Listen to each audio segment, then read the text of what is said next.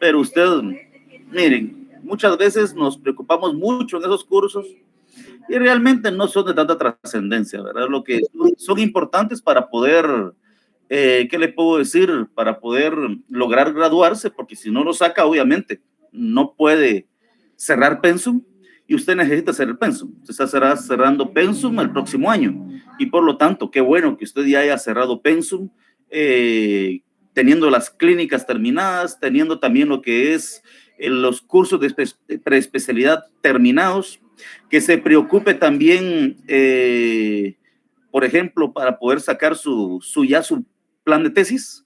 Creo que el próximo año ustedes ya pueden ingresar su punto de tesis, ya deben de empezar a pensar, ¿verdad?, de que cuál va a ser su tema y no andar, mire, yo le digo a usted, dime cuándo te quieres graduar y yo te diré qué es lo que tienes que hacer.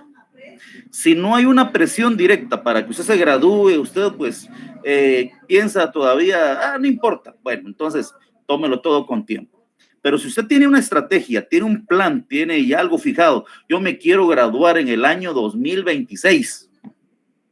Eso quiere decir que usted tiene que ponerse pilas estudiando ya todo lo que pueda. En el año 2000, ¿qué leo yo? 25, pues saca, introduce su plan de tesis, se esfuerza por sacar su tesis. 2026, en el primer semestre, saca sus solvencias, en todos los casos.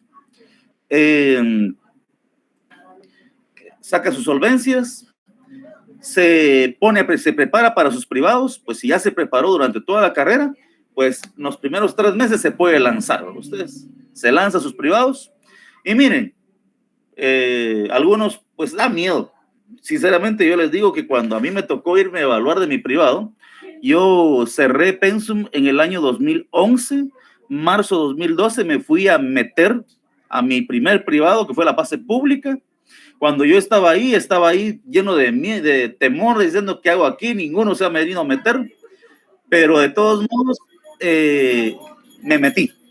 Miren, en algún momento le digo, sí quise salir corriendo, pero miren, es mejor perder en la batalla que perder por haberme ido y nunca saber si al final pude haber ganado o pude haber perdido. Entonces la recomendación es pues que lo hagan. Me metí a mi examen privado y le digo, gané, y gané con mención ese día. Lo publiqué y todos los compañeros, eso causó un efecto muy importante porque casi todos los compañeros se metieron rápido y ganaron, la mayoría.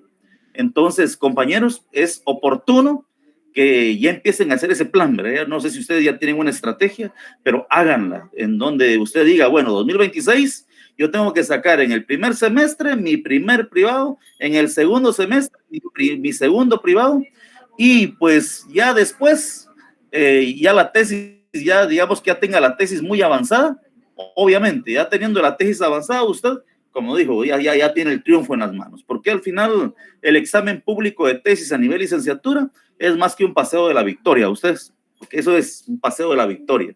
Usted llega a su examen público de tesis, va a sonar ahí Gaudium Igitur, maravilloso ese momento, y pues usted estará ya entrando al gremio de abogados y notarios de Guatemala y dándole la bienvenida ya a usted. Entonces, ¿por qué hago esta introducción? Porque muchas veces llegando a esta fecha, muchas personas aún no saben qué tienen que cumplir, aún no saben qué pasos tienen que dar. Más de alguno ni siquiera tal vez conocía que hay cursos de preespecialidad y muchas veces afecta a que no estén en clases presenciales, ¿verdad? Pero ahorita ya pues eso se va a solucionar. Estando en clases presenciales, pues uno platica, conversa y todo, y se colocan rotulitos que dicen inscríbete o algo por el estilo y no se entera. Entonces, aquí pues se tienen que enterar a través de la página, que por veces publican las cosas rápidamente por falta de tiempo, ¿verdad? Entonces, pues yo les recomiendo que se pongan pilas. Ya falta poco, es el último empujón, son 2 años, ya pasaron la cinturita de la carrera y por lo tanto, pues, y en lo que yo pueda ayudarlos, estamos para servirles, ¿verdad? Pues que esa es nuestra función como catedráticos. Estoy retornando de la unidad de tesis, el año pasado estuve en tesis, hoy estoy pues aquí con ustedes y espero que no me quiten de dar cátedra, yo amo dar cátedra. Entonces, compañeros, si tienen alguna duda, por favor, pueden presentarlas, ¿verdad? Respecto a la carrera, respecto a ese tipo de cursos que se dan en San Carlos, no sé si alguien tiene, si no, pues seguiremos adelante. ¿Alguna duda?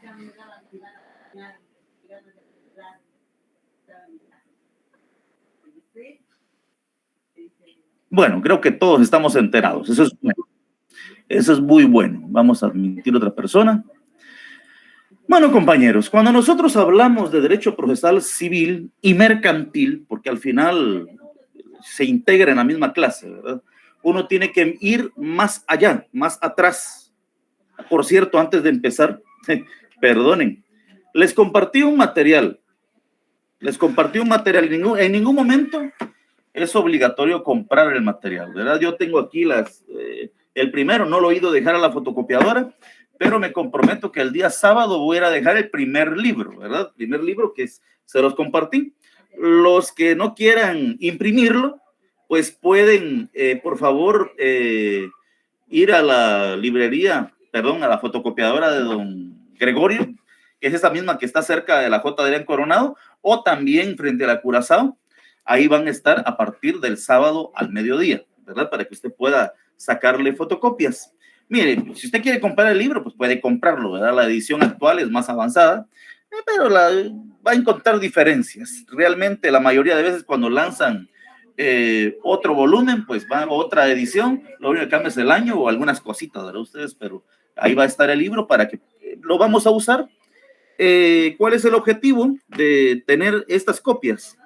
Que cuando lleguemos a clases o estemos aquí en este sistema, ya sea como es híbrido, tendremos clases presenciales y tendremos clases así también virtuales.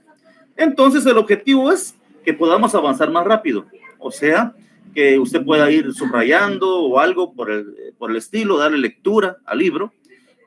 Hoy quiero que, por ejemplo, me puedan crear grupos de trabajo. ¿Por qué? Porque ¿cómo vamos a estar integrados? Lo que dice la universidad. Usted, el primer examen parcial son 30 puntos. 30 puntos. El segundo examen parcial es de 40 puntos, pero esos 40 puntos tenemos 30 puntos de lo que es el examen y 10 puntos de un trabajo. O, en su defecto, podemos negociarlo, ¿verdad? Por ejemplo, usted me dice, mire, mejor póngale más puntos al trabajo, entonces podemos dejar un trabajo, un examen de 20 puntos y un trabajo, claro, un buen trabajo que valga 20 puntos.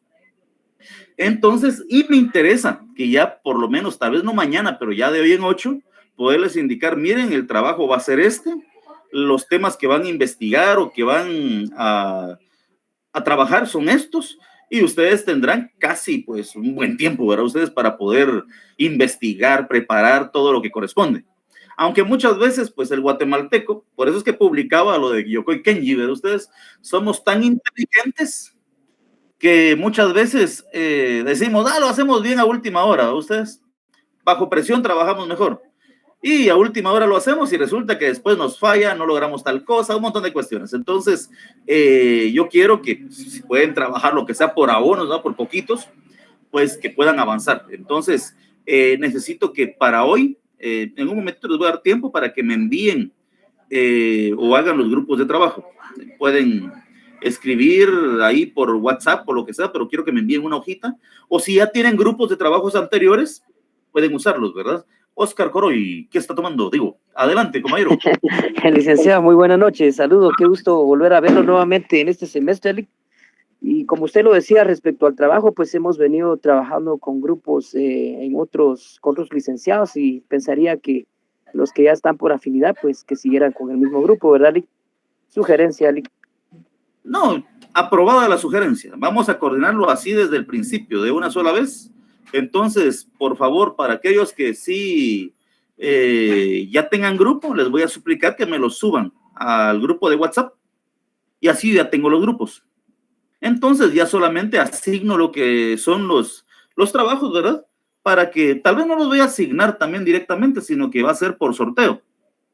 El tema que le toque, ¿verdad? Porque si no dicen, mire, usted asignó el tema más complicado a este grupo porque lo ve mal. No, va a ser por sorteo, ¿verdad? Entonces, yo voy a tener los numeritos y ustedes van a elegir el tema que les salga, le toca investigar. Quiero que el formato, ese es un objetivo que tengo para este curso, y es que los alumnos de en este caso séptimo semestre, en la cátedra de Derecho Procesal Civil y Mercantil, puedan dejar un libro de esos trabajos. Por eso es que se los voy a dejar con tiempo. Un libro, cada grupo va a investigar cierta temática, van a estar sus nombres, todo lo que corresponde, y pues vamos a integrar un pequeño libro, ¿verdad? Ustedes, así como dice aquí, ¿verdad? Un manual de Derecho Procesal Civil, solamente que de los estudiantes del séptimo semestre de San Carlos Antiguo, integrar un pequeño libro. Además de eso, quiero que, pues, como siempre, van a ser exposiciones filmadas, o sea, para subirlas en YouTube. Nunca los vamos a hacer aquí porque al final tardaríamos un montón y yo tengo que compartir toda la temática, ¿verdad? Entonces siempre van a ser, ustedes se recordarán, ya lo han hecho conmigo algunos o algunas también, y son exposiciones filmadas obligatoriamente. Aunque tengamos clases allá presenciales, nunca van a ser presenciales. ¿Por qué? Porque entonces en lo que van exponiendo, pues el tiempo de alguna manera se va perdiendo, ¿verdad? Entonces, lo que buscamos es que sean filmadas y las cátedras siempre las vamos a tener conmigo directamente. Entonces, pero mi pregunta es, vamos a colocar en el chat. Sí, está activo el chat. Pregunto, vamos a ver, ¿qué es lo que quisieran ustedes? Sabemos claramente que el primer parcial es de 30 puntos, ahí no hay para dónde. ¿Cómo quieren el segundo parcial? Por favor, voy a leer 20-20 o 30-10, o sea, 20 de trabajos y 20 de examen, o en su defecto 30 de examen y 10 de trabajo. Bueno, ahí empezó a aparecer 20-20. Perfecto, ya sabemos. Entonces va a quedar 20-20, ¿verdad? 20 de trabajos y 20 de examen. Los trabajos, pues ya como ya repetí un montón de veces, se les va a dar las instrucciones con suficiente tiempo. Considero que la próxima semana ya tendrán esa información para que empiecen a trabajarlos y no tengan ningún problema. Solo vamos a dar acceso a alguien.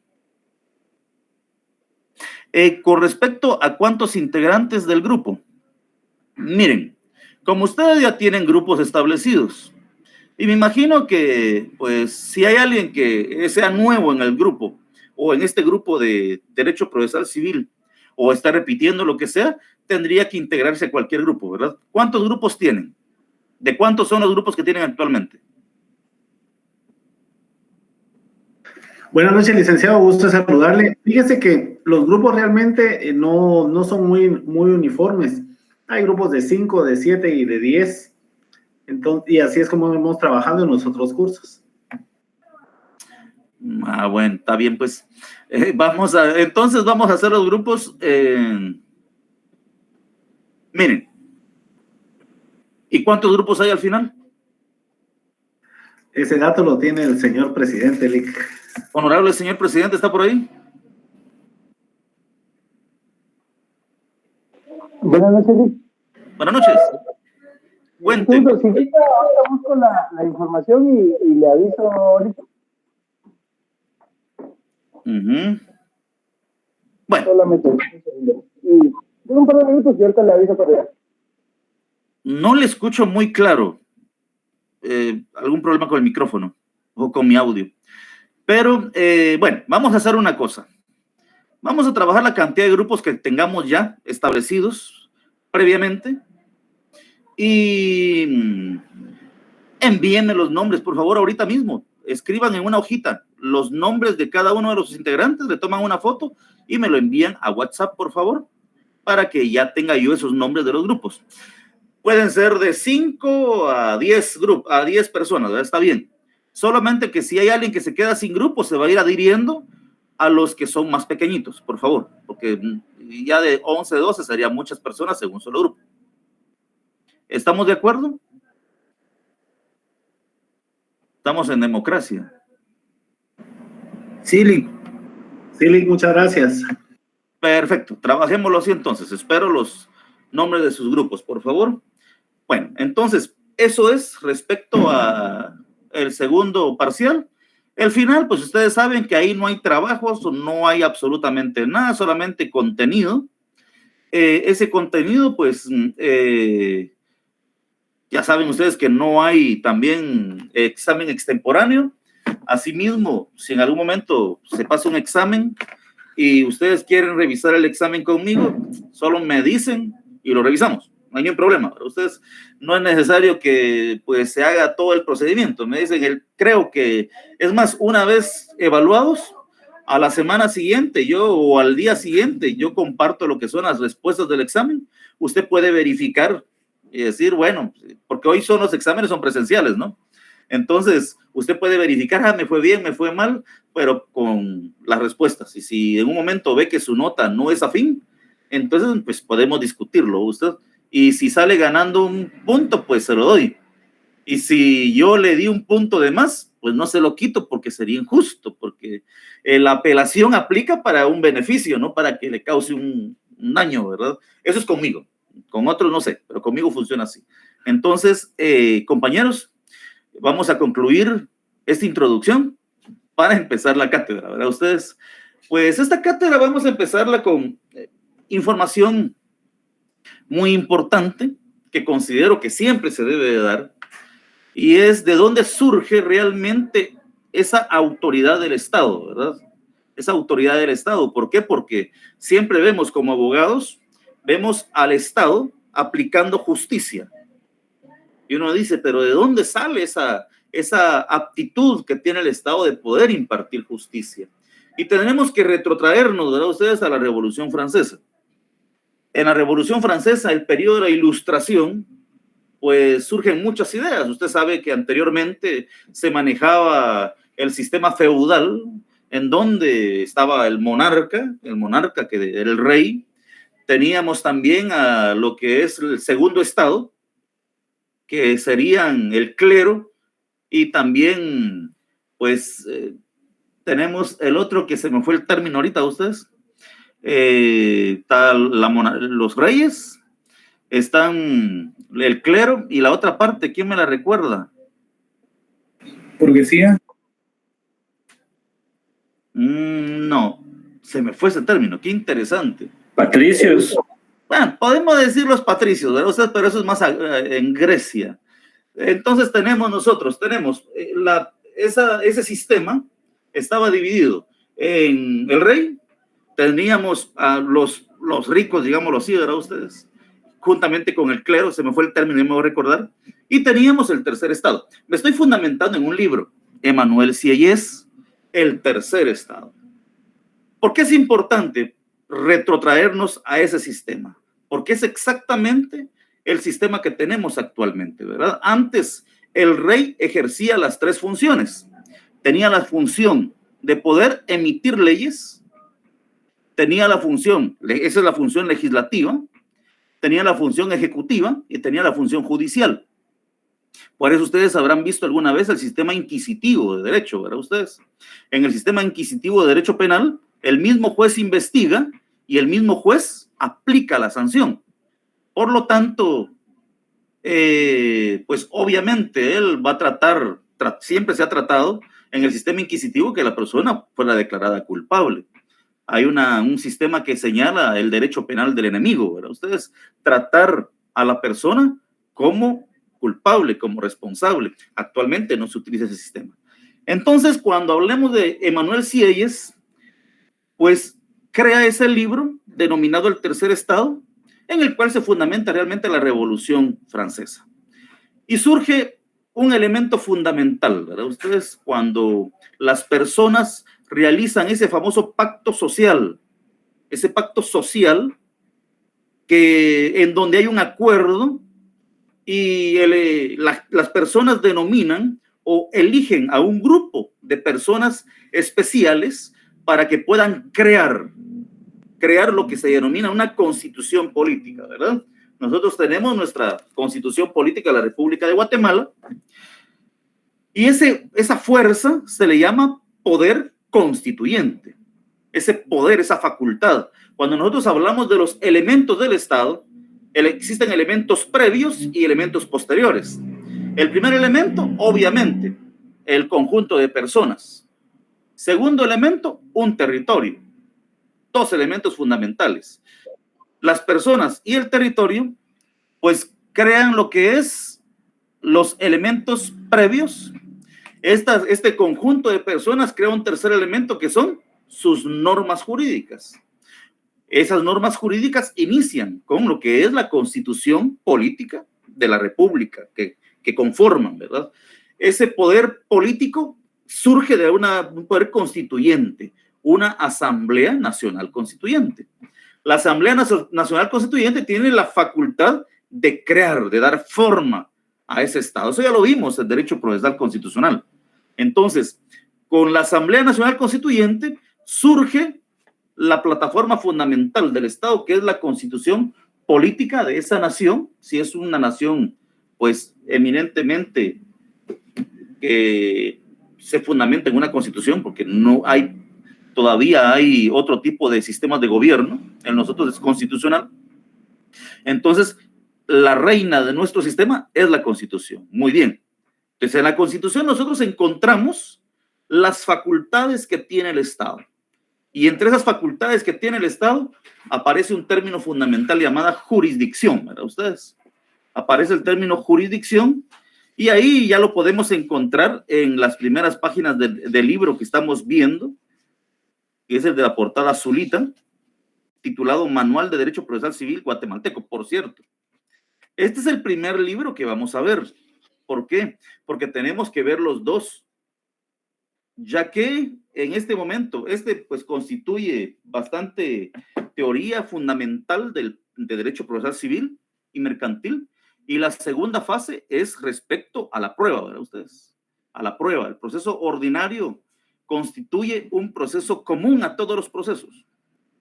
Entonces, hablamos en este momento de la jurisdicción. A ver, compañeros, ¿qué es la jurisdicción? Es la facultad o la investidura que el Estado otorga a órganos jurisdiccionales para ejercer justicia. Correcto, ¿verdad? La jurisdicción es la facultad que el Estado tiene de conocer los casos, de aplicar justicia, de sancionar. Si nos vamos a la definición que nos da el libro, dice, la jurisdicción es la potestad que emana de la soberanía, ¿verdad usted? Es la potestad que emana de la soberanía del pueblo. Por eso, cuando en un proceso penal van a emitir una sentencia, siempre dicen en representación del pueblo de Guatemala. ¿Por qué? No sanciona el juez. Quien sanciona es el pueblo de Guatemala. Y uno dirá, mire, ¿cómo es posible que el pueblo pueda sancionar si yo no he participado en ese juicio? Pero se supone, adelante, Diego Antonio Castellanos Bozarríez. Disculpe, licenciado, se me activó la mano. No tenga pena. Muy bien. Gracias. Entonces, cuando nosotros hablamos de esa facultad, por eso es que empecé con el poder constituyente, ¿verdad ustedes? En el poder constituyente allá por 1985, pues nuestros padres o abuelos fueron a elegir a quién los iba a representar para crear la Constitución Política de la República de Guatemala. Entonces, se supone que ellos representaron al pueblo y crearon la Constitución que tenemos. Y de esa parte, pues surge ese poder que se le otorga al Estado. Por eso, hay personas que dicen, mire, es que el poder lo tiene el pueblo. Y el pueblo pone al presidente y lo puede quitar en cualquier momento. Y uno dice, no es cierto. El poder lo tiene la Constitución Política de la República de Guatemala. El pueblo tiene poder un día cada 4 años. ¿Cuándo? Cuando el pueblo le toca elegir, ¿verdad ustedes?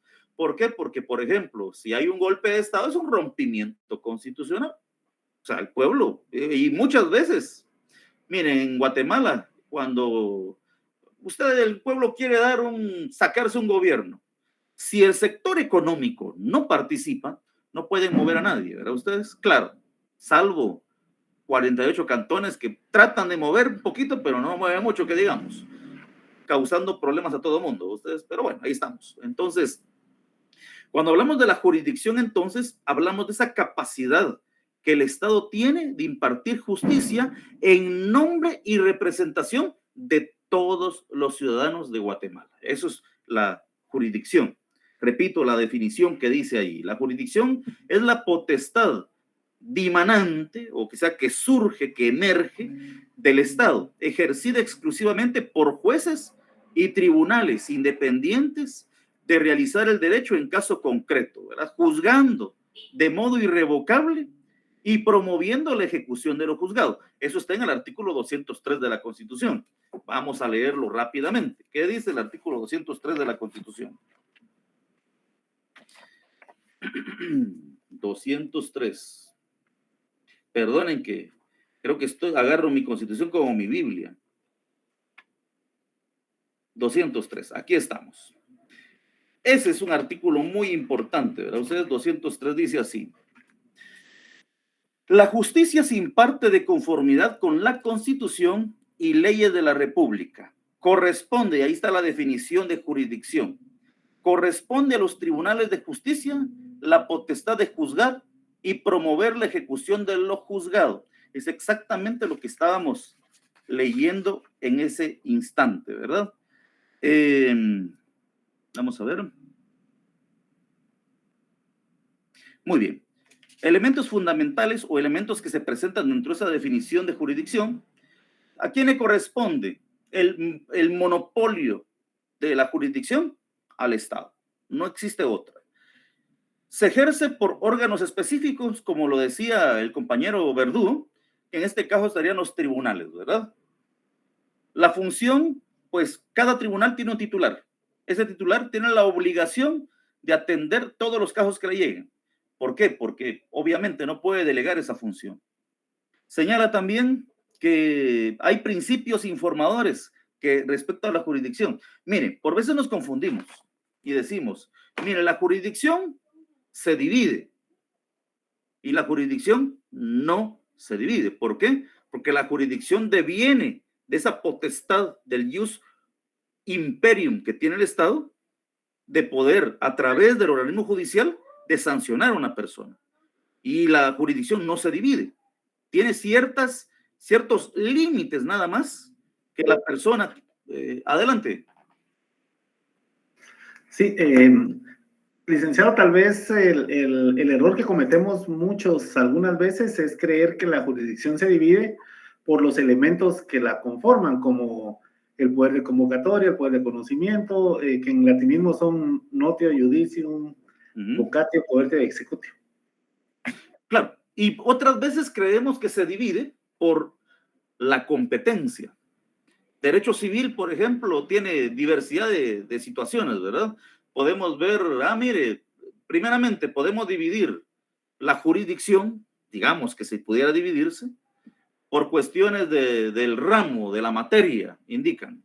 ¿Cuál es el ramo de la materia? Bueno, derecho civil, derecho penal, derecho laboral, derecho de familia. Eso ya lo veremos en un momento, ¿verdad? Entonces, la jurisdicción es indivisible. La jurisdicción como tal, esa facultad que está en el 203 de la Constitución, no se puede dividir. Dice también, otra página,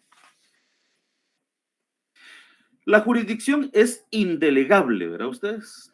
Un juez no puede delegar la jurisdicción a nadie más. Si él conoce del asunto, salvo, por ejemplo, cuando hablamos en los casos de, cuando están de vacaciones los juzgados.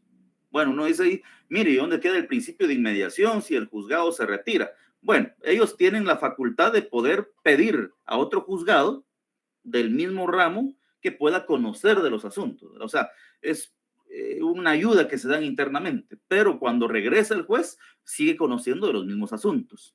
Entonces, la jurisdicción es indelegable. Eso está en el artículo 113 de la ley del organismo judicial. También señala, pues, bueno, hasta ahí quedamos con la jurisdicción.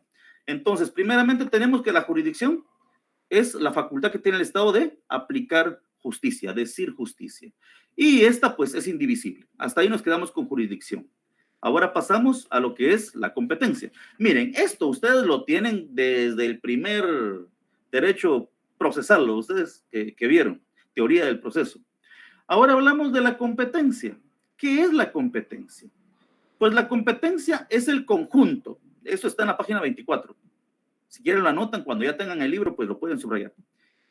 Último párrafo. La competencia es el conjunto de pretensiones sobre las que un órgano jurisdiccional ejerce jurisdicción. Desde lo subjetivo, dice, con referencia al órgano jurisdiccional, o sea, es la facultad de ejercer su función con relación a las pretensiones determinadas. Usted tiene una pretensión. Por ejemplo, hablemos de, llega a su oficina una señora indicándole, mire, fíjese que tengo un problema con mi marido. Inmediatamente su mente hizo una clasificación. ¿Qué clasificación hizo? Derecho de familia. Es lo primero que uno piensa, derecho de familia. O llega una persona, mire, fíjese que tengo un problema con mi vecino. Fíjese que mi vecino se pasó su límite o su lindero o su mojón sobre mi terreno. Ah, bueno, usted es derecho civil, pero relacionado a propiedades. Pero usted piensa, ese es un juicio, se le dice en derecho civil, ya lo vamos a ver en su momento, de apeo o deslinde, ¿verdad ustedes? Y lo curioso es que son interdictos. Y aquí van a ver una confusión, ¿verdad ustedes? Porque uno dice interdicto. ¿Qué es la interdicción? Bueno, es cuando la persona pierde sus facultades. No, en derecho procesal civil y mercantil, el término interdicto se refiere a un tipo de proceso. Y ya vamos a ver eso, ¿verdad? Pero para que vean que uno va haciendo un ejercicio mental de clasificar en qué área o quién es competente para conocer de ese asunto. Entonces, cuando nosotros hablamos de competencia, es esa clasificación que existe en la ley en donde un juez puede ejercer jurisdicción. Y tenemos, por ejemplo, tenemos aquí tribunales de competencia general, dice. Miren, en Guatemala no hay tribunales de competencia general directamente, salvo la Corte de Constitucionalidad, que tiene una competencia a nivel nacional para unos asuntos, pero son muy pocos, ¿verdad? Realmente solamente la Corte de Constitucionalidad y también cuando hay unos procesos de, vamos a ver, de intestados. En los intestados, en algún momento, también, si se presentan varios procesos, se unifican. Hay una atracción, ¿verdad? Ustedes, y un juez llega a conocer todos los asuntos, pero eso es aparte. Tenemos tribunales de competencia general, es lo que hablaba ahorita. Después tenemos tribunales de competencia especializada, y es lo que escribía el compañero, ¿verdad? Ahí, Verdú. Indicaba, bueno, por la materia, por el grado, por el turno, por el territorio. Y hablamos, alguien quiere unirse. Ya voy a configurar eso para que entren de una sola vez. Entonces, tenemos la competencia por diversas clasificaciones. Por la materia. Cuando hablamos nosotros de la competencia por la materia, pues estamos hablando directamente de, ¿qué le digo? Lo que estaba platicando hace un momento. Civil, mercantil, penal. Tenemos también competencia por la cuantía. Miren, en derecho civil, la clasificación más obvia tenemos, sabemos que es derecho civil. A usted le presentan el caso y tenemos, mire, fíjese cuánto va a exigir, cuánto es el monto. Y ahí sabemos que es competencia por la cuantía, ¿verdad ustedes? Ínfimo, menor cuantía, efectivamente. Ínfima cuantía, menor y mayor cuantía. Entonces, ahí tenemos lo que es una clasificación por la cuantía. Hace poco hicieron una publicación en donde hicieron una modificación de la cuantía en familia, ¿verdad? Esto ya lo vamos a ver profundamente cuando lleguemos al momento, porque tenemos que leer esas normativas y todo. Tenemos también, pues, por el grado, cuando hablamos del grado, hablamos de juzgados de primera instancia, juzgados de segunda instancia. Esas son las cuestiones de competencia. Perdonen. Administrar todos. Admitir. Bueno, entonces, compañeros, estamos hablando de competencia y jurisdicción. ¿Alguien tiene una pregunta? Miren, esto lo vamos a abordar más profundamente mañana, con diapositiva y todo, ¿verdad? Ustedes ahorita viene corriendo, pero alguna pregunta que tengan respecto al tema ahorita. Y si ya tienen los grupos también, por favor.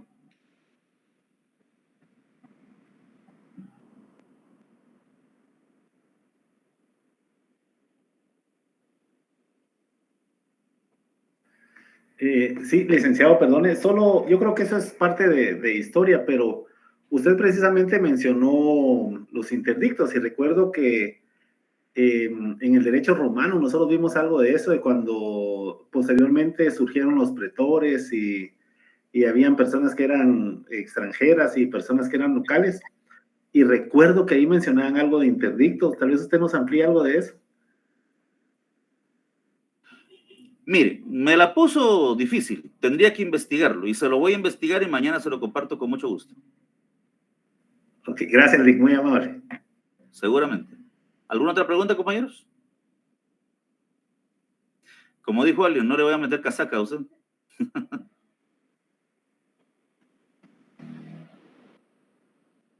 Hasta el momento vamos bien, Lick. Gracias.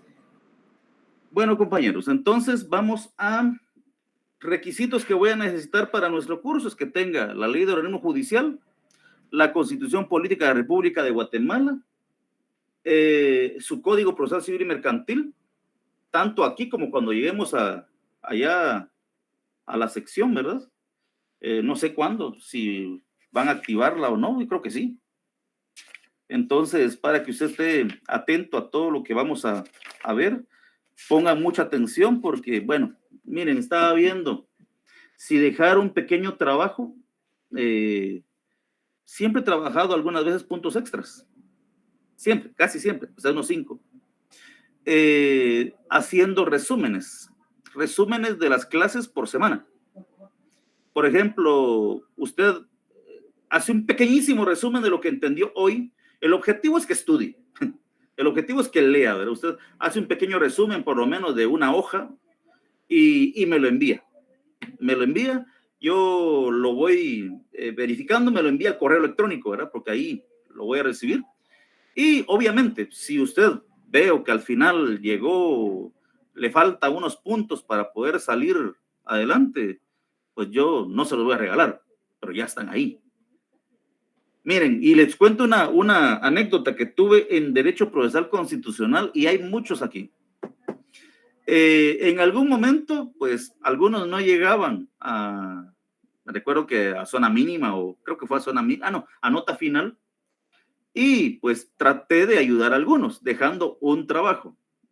Se recordarán que el trabajo que dejé fue que copiaran unas hojas que era el procedimiento completo. Ustedes recuerdo, no sé si era el amparo, no me recuerdo cuál fue, y tenían que haber copiado todo, y era antes de las 5 de la mañana. Fue intencional. ¿Por qué? Porque, bueno, si querían esos puntos, tenía que hacerse con esfuerzo. Muy bien. Pero me pareció injusto dejarles solamente a ¿qué le puedo decir? Me pareció injusto dejarle el trabajo solamente a aquellos que tenían mala nota, porque sería mala nota para los que sí tienen. Entonces dejé el trabajo para todos, ¿verdad? Ustedes me recuerdo. Y me sorprendió que los que tuvieran buena nota, los que tenían mejor notas, fueron los que presentaron el trabajo. Algunos que tenían ya 61, 65, pues pensé que ellos iban a presentarlo para subir por lo menos a 70 o algo. No, realmente fue al revés. Era usted alguien que tenía 90, sacó 95 y así, pero me pareció interesante. Entonces, por eso vamos a dejar estos resúmenes. Vamos a hacerlo también de forma consensuada. Por favor, si usted está de acuerdo en que dejemos resúmenes, los resúmenes pues deberán enviármelos cada semana, o sea, por lo menos antes del domingo, ¿verdad? Ustedes me los envían al correo electrónico y yo los voy a tener ahí para calificarlos. Si un momento necesita los puntos, se los voy a aplicar, dependiendo de cuántos resúmenes vaya a enviar. El máximo serán 5 puntos. 5 puntos por todos los resúmenes. No sé si hacemos un trato. Usted me indica si está de acuerdo. Claro, esos 5 puntos son solamente si lo necesita. Si sacó 100, jamás le voy a poner 105. Si sacó 95, saco 100. Entonces, por favor, escríbanme en el chat si están interesados en ese sistema. Y si miro que hay bastantes no, pues no lo dejamos, no hay ningún problema. Ustedes.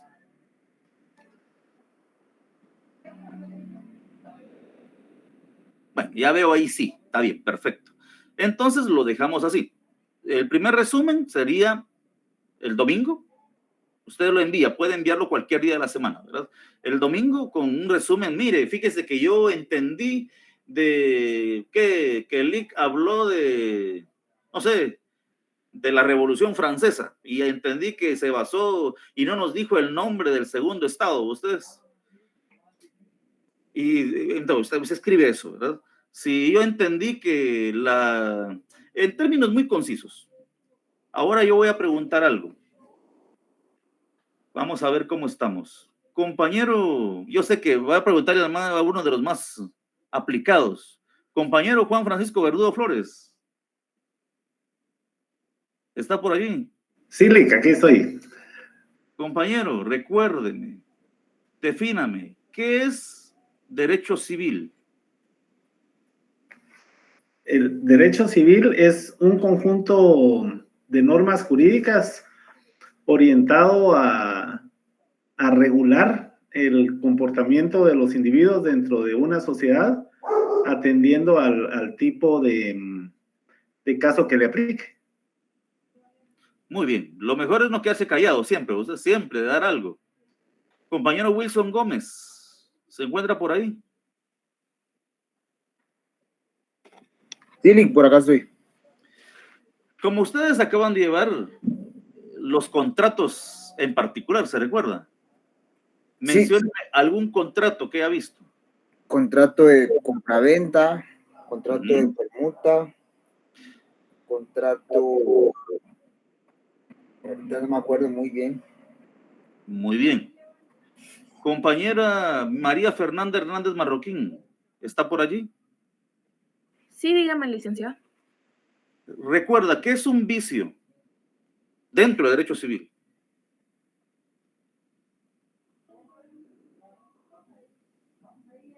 No es fumar, muchacha.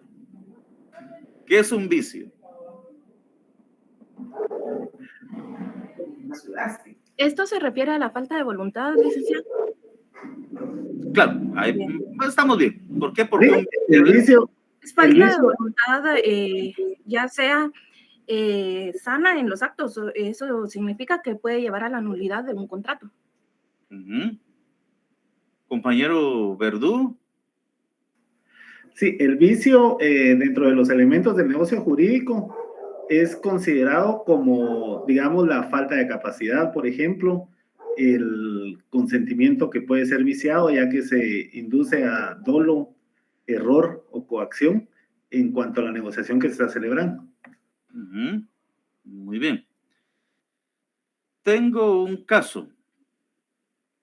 Vamos a analizar ese caso rápidamente. Por ejemplo, una persona, su padre falleció en el año de 1990. El papá tenía un terreno que le había vendido el papá de mi papá, o sea, el abuelo, ¿verdad? Ustedes, digamos, no es mío, pero ustedes no lo siguen. Resulta que el señor murió, dije, en el 90, y el abuelo celebró una escritura de compra-venta del bien inmueble en el año de 1993. Se celebró la escritura. Esa escritura fue registrada. Ustedes, obviamente, se autorizó la escritura, firmó el muerto, firmó el vivo y se registró. Después de eso, lo que pasó es que, pues, el abuelo vendió ese terreno. Eso es un caso real. El abuelo vendió el 50% de la finca a otra persona. La otra persona construyó una linda casa, o sea, 2, 3 niveles allí.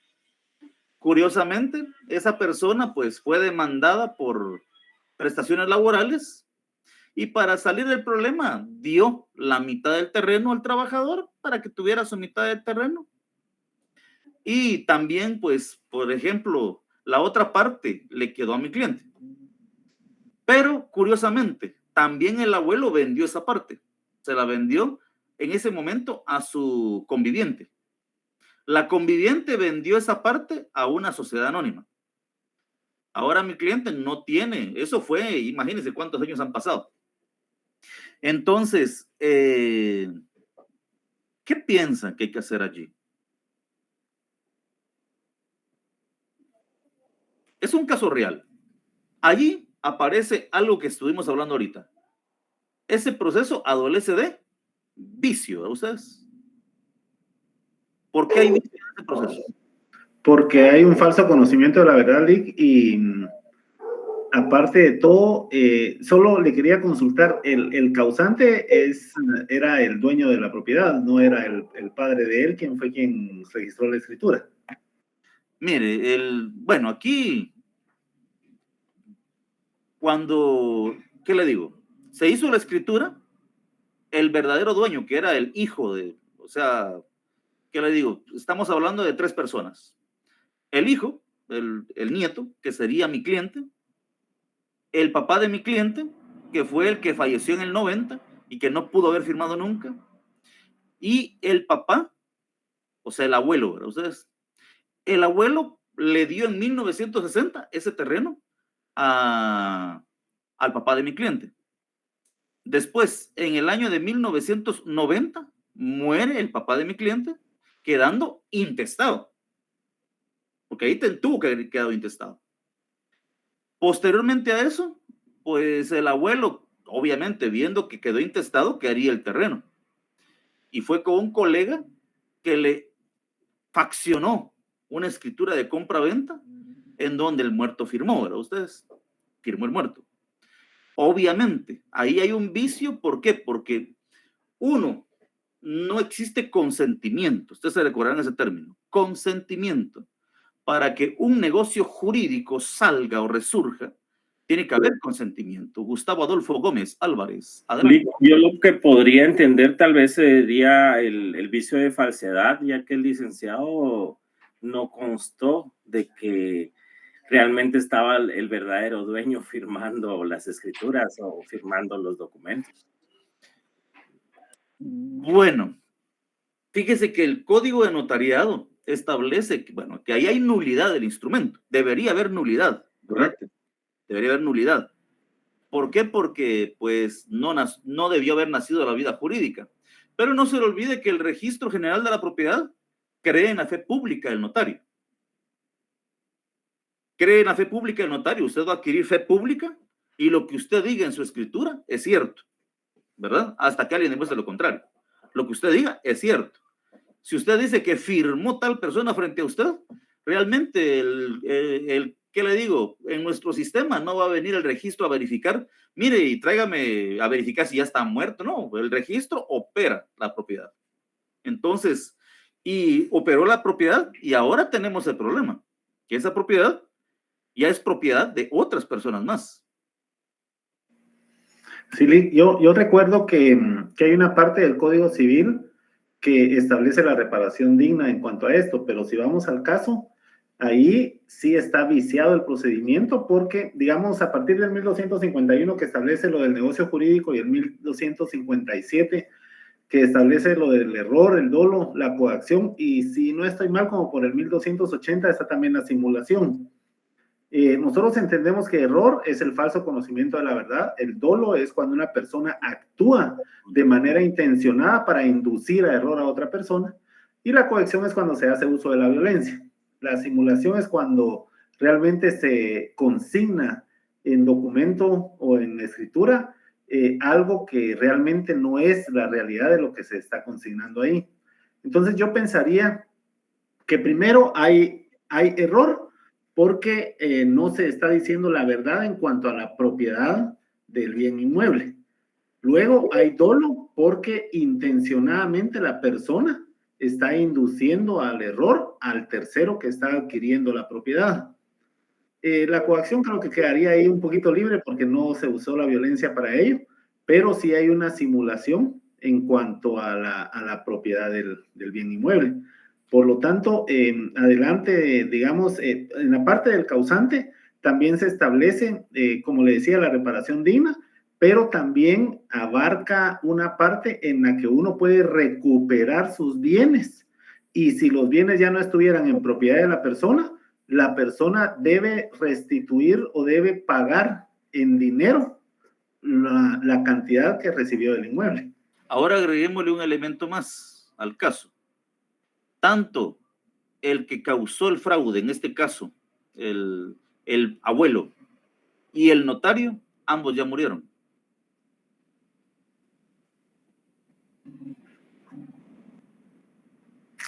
Híjoles, ahí sí se pone como cuesta, porque ahí solo que se le resucite así como resucitaron ellos al causante. Ahí estamos, ¿verdad? Eso es lo que nos toca porque esto es derecho civil, o sea, es derecho civil, solamente que nosotros en derecho procesal civil aplicamos derecho adjetivo o procesal a casos concretos. Y este caso le llega a uno. Miren, sinceramente, cuando me llegó, yo decía, ¿cómo le hago? ¿Cómo resolverlo? ¿Por qué? Bueno, porque si tendría que presentar un proceso ¿en contra de quién? Si ya está muerto. En contra del notario. Bueno, el notario ya falleció. No podemos. Entonces, tuve que acudir a un colega que fue juez civil y me dice, mire, Lick, se está ahogando en un vaso con agua. Eso es fácil. A ver, ¿qué recomendación me dio? Yo sé que ustedes no lo han llevado. Imagínense, yo tenía dudas. Si soy un abogado, uno tiene dudas también, pero más de alguno puede darle al blanco. ¿Qué creen ustedes? ¿Qué hay que hacer allí?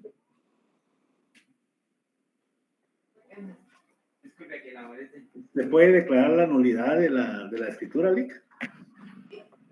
Más o menos, vamos bien, pero ¿cómo? Lick tal vez se acude al registro a ver al nombre de quién está la escritura. Y creo, es que no recuerdo muy bien si estaba en el código, pero un Lick nos mencionaba algo de primero en registro, primero en derecho, algo así. Aquí no aplica.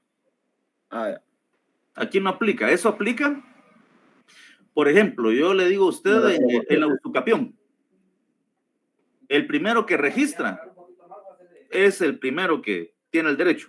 O por ejemplo, tenemos una persona desmembró una fracción de un terreno. Y resulta que el notario, son dos notarios diferentes. La misma persona viene y desmembra un pedazo aquí. Y la misma persona, pues, que vendió ese pedacito, también vendió lo que resta de la finca. Y resulta que el notario que hizo la compra-venta del resto de la finca, inscribió inmediatamente. Y un segundo después, llega el dueño de la fracción. ¿Qué creen que pasa allí?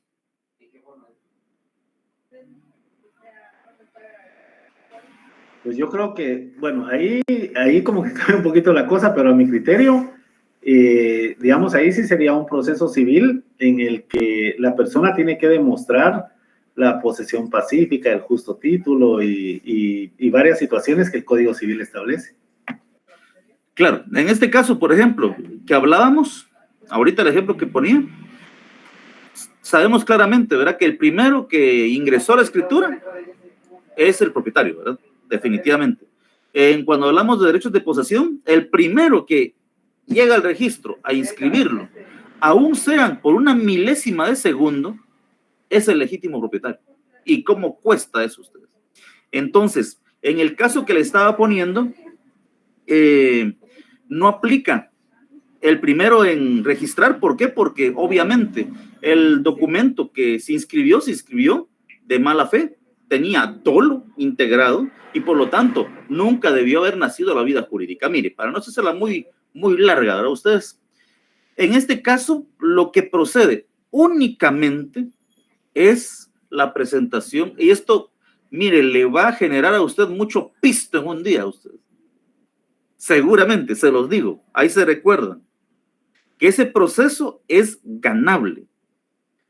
¿Por qué? Porque se tiene la única figura que va a restaurar el derecho cuando ha sido violado. ¿Cuál es, compañeros? Creo que yo les di esa clase.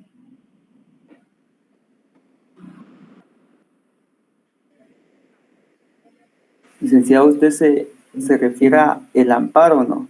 El amparo. Únicamente por ese medio. Y curiosamente, el caso se gana.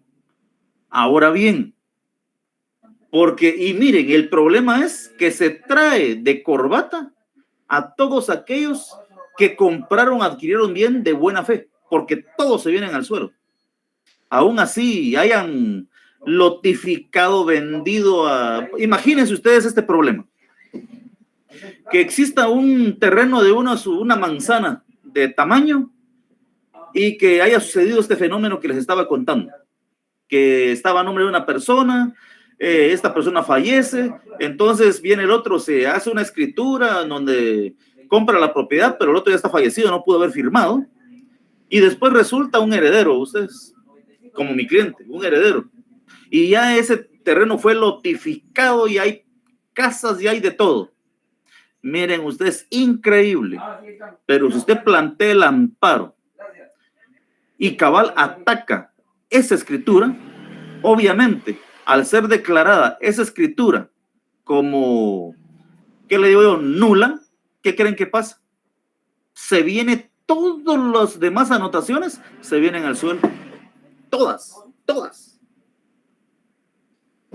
Ahora bien, pues ¿quién quisiera hacer eso usted? Porque también, imagínese cuántos amigos se va a conseguir.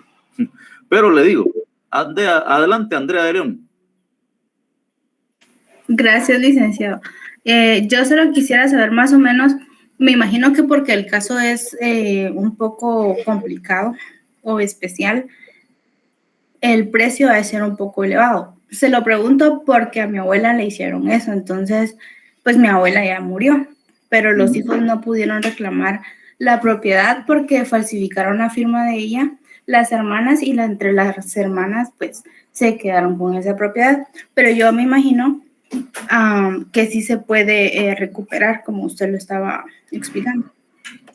Hay que determinar claramente, en este caso que me explica usted, primero, la fecha de emisión de la escritura y la fecha en que murió la persona.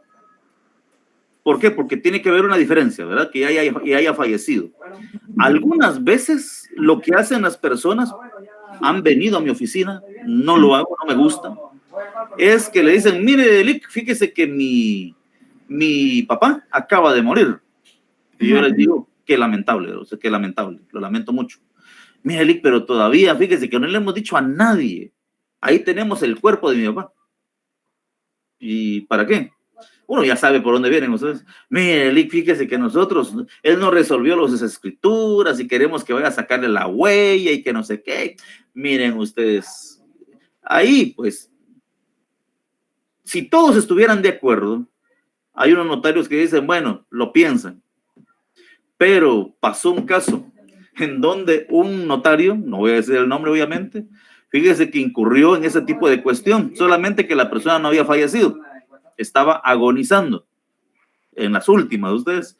Llega el notario con la escritura, le sacan la huella a ustedes, la impresión dactilar, y pues faccionan, inscriben y se traspasan los bienes. El problema es que aquel cuate no murió a ustedes y se llevó al notario a un juicio. Entonces hay que tener cuidado con ese tipo de cuestiones, pero en su caso puede verificar eso. Si realmente pues hubo fraude y se nota que claramente ya murió antes y la escritura se hizo después, obviamente, y ya no hay a quién denunciar. Aquí habría quien denunciar porque están las hermanas, están vivas. Entonces ahí sí habría que determinar un proceso ordinario o algo por el estilo. Pero si ya no hay nadie a quien denunciar, solamente el amparo ustedes. Y miren, también se puede plantear el amparo. Lo único que le va a indicar, en este caso, el tribunal, es que se le va a dar el amparo y le van a dar un plazo para que usted acuda a la vía correspondiente, pero van a bloquear la propiedad para que nadie siga haciendo movimientos, porque si no, se va a afectar a mayor cantidad de personas. Edward González, 6, adelante. Licenciado, buenas noches. Perdón, yo tenía otra duda. Por ejemplo, en este caso que está comentando, por ejemplo, si los herederos no hayan iniciado el proceso suponiendo una propiedad que quedó intestada, y entonces los herederos, por ejemplo, no al momento de vender o la propiedad, y no, o sea que no está, podríamos decirlo así, repartido, y venden por medio de un instrumento de compraventa, y no como una venta de derechos hereditarios. ¿Es válida esa compraventa, Lick? No es válida porque no pueden vender lo que no se tiene. O sea, yo puedo vender lo que es mío, pero en este caso la propiedad no es mía, por lo tanto no la puedo vender. Yo puedo vender mis derechos hereditarios de esa propiedad, pero la propiedad como tal yo no la puedo vender porque no tengo derechos, no, yo no soy propietario. Por eso dice, ¿no? Usted, vender una propiedad. ¿Quién puede vender la propiedad? El propietario. Si no está a mi nombre, yo no puedo venderla. Ah, pero va a ser mía. Ah, bueno, entonces hago una promesa o celebro una venta de mis derechos hereditarios, pero no puedo vender lo que no está a mi nombre. Adelante, Roberto López. ¿Qué tal, Lick? ¿Cómo está? Buenas noches. Una consulta. ¿Qué pasa en el caso de los prestamistas adquieren la documentación de alguna propiedad y la persona que queda con la deuda no cumple? Sin embargo, tampoco yo creo que ya pasó el plazo y este prestamista quiere vender los derechos. ¿Es viable eso? Mire, habría que ver qué tipo de contrato celebraron. ¿Por qué? Porque, por ejemplo, si hay una propiedad de por medio, celebramos una hipoteca, un mutuo con garantía hipotecaria, por ejemplo. Entonces, yo puedo vender los derechos de ese contrato. No puedo vender la propiedad, pero puedo vender los derechos de ese contrato. Un ejemplo, cuando usted tiene una deuda con Banco Promérica, Antigua, una tarjeta de crédito, entonces viene el banco y ya se aburrió de cobrarle y vende lo que le quedó de la deuda, las cuentas incobrables, y las vende a una firma de abogados y empiezan a fregárselo a usted para que usted pague. Muy bien. Entonces, así funciona casi de forma similar. Pero, regresando al tema, no se puede vender directamente la propiedad. ¿Cómo se puede adjudicar la propiedad? Miren, a través de un proceso ejecutivo. En este caso, el proceso ejecutivo en la vía de apremio, que no lo vamos a ver este semestre, sino que lo van a ver el otro semestre, porque ya son de los juicios de ejecución dentro del área civil y mercantil. Maida Araceli, adelante.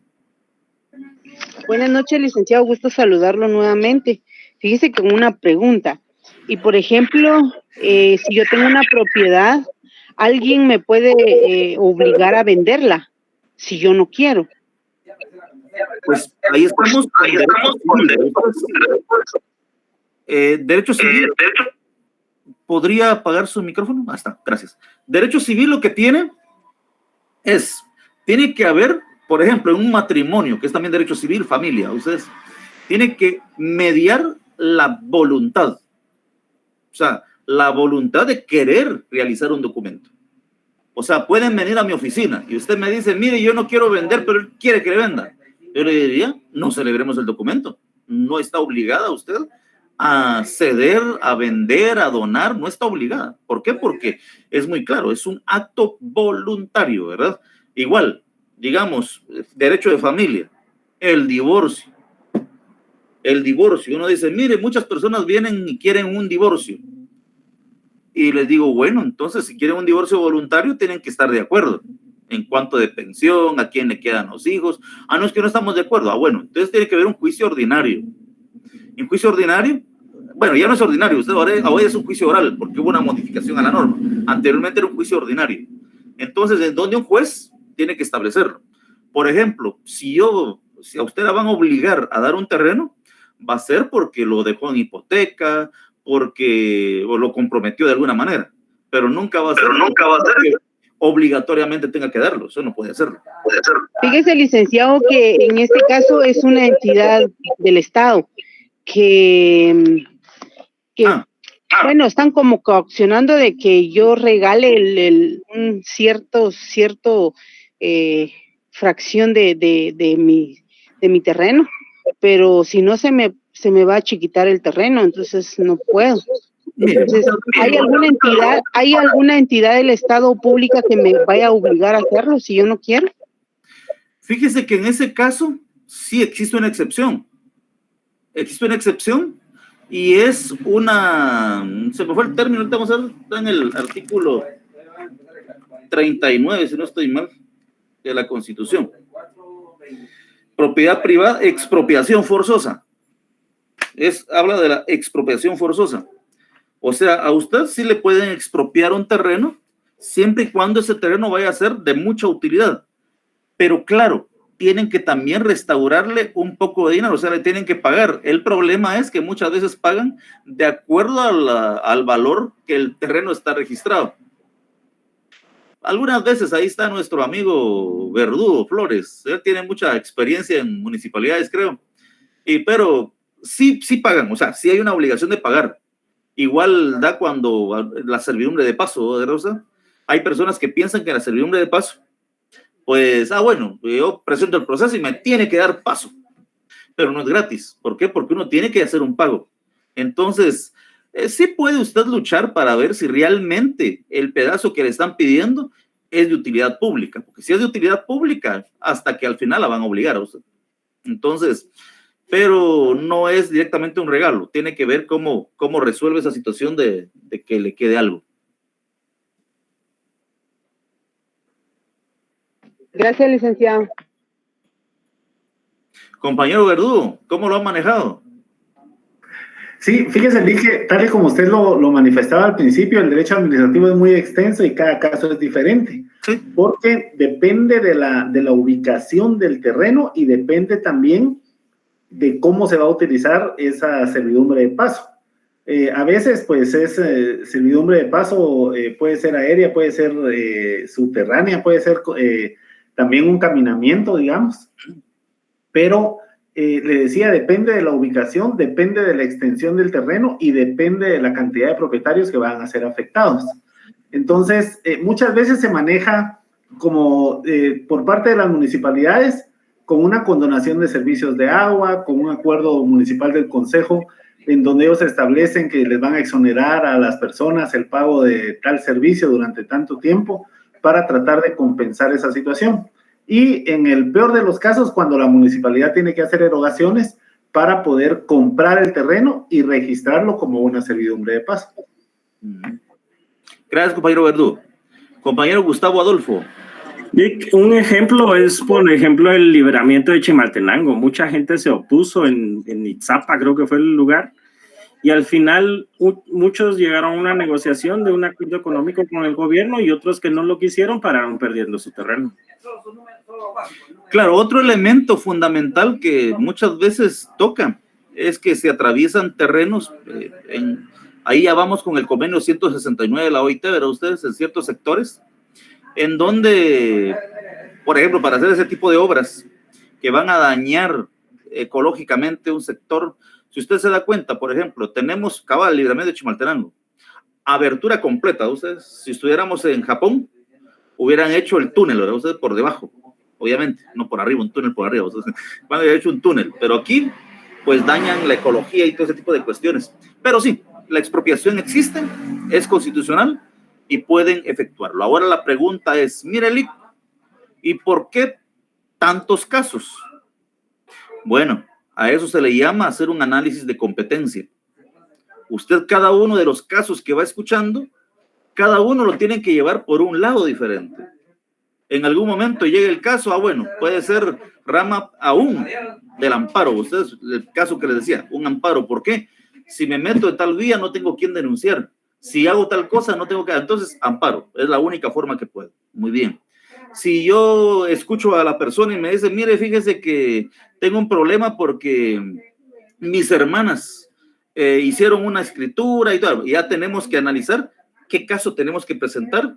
Tenemos que hacer un trabajo mental de qué competencia corresponde, ¿verdad? Ustedes, y tenemos que ir viendo qué tipo de caso, por ejemplo, si es un ejecutivo, si es un juicio ordinario, si es un juicio sumario. Adelante, Mayda Araceli. No, Lic, se me levantó. Disculpe, ahí estamos, gracias. No tenga pena. Entonces, ese es el ejercicio mental que hace el notario.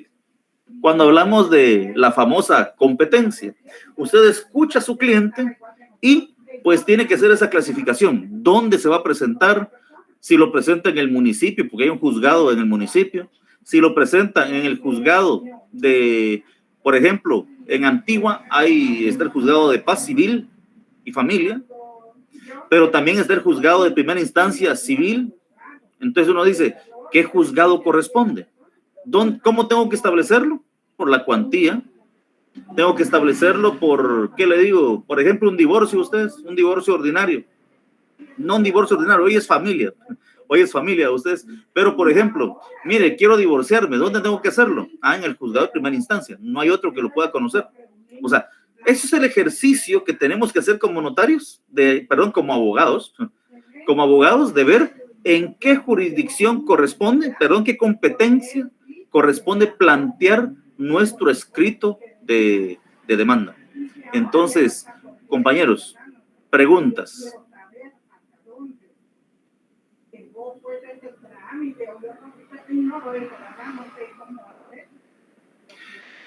En lo que queda del tiempo, por favor, vamos a ver si ya me enviaron algunos sus listados. Bueno, en lo que queda de tiempo, necesito que me envíen los listados, que en los listados, por favor, me puedan escribir. Por ejemplo, si usted me hace su listado, ¿quién es el representante del grupo? O sea, ¿con quién me puedo comunicar yo? ¿O quién va a ser el encargado de llevar la batuta en el grupo? Por favor, les voy a transmitir ahorita mi correo electrónico, aunque la mayoría ya lo tiene. Pues se lo copio.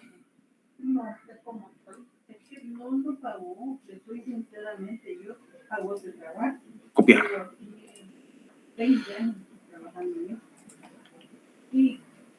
Ahorita se los comparto.